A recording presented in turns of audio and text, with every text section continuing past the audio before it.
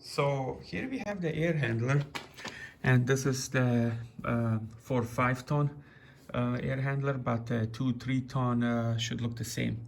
Now let me guys show you a trick here. If you guys have water around the air handler in any spots, so basically what happens is here is the drip edge. Now there's two connections, and you're gonna use one. You're gonna either use this over here, the drip edge, or these two. And what I found out is there is two more drip edge, but they're hidden. So they are right over here. I'll show you.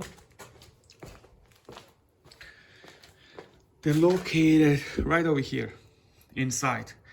And a couple of months ago, when I installed this unit, I actually found water everywhere around here, and on the bottom it will drip, and I was thinking it's normal. And then I decided to take the cover off, and you don't have to take these 3 screws off, and you just take the rest of the screws off, and then you open it, and then you're gonna see another drip edge right here. And it had those plastic nuts, and they were actually loose. So what I did is I tightened them, and I used the Harvey seal, put them around, and then just screw them back in. And when I did that, there was no water anywhere. It will just drip over there where the opening is. And that's how you fix it.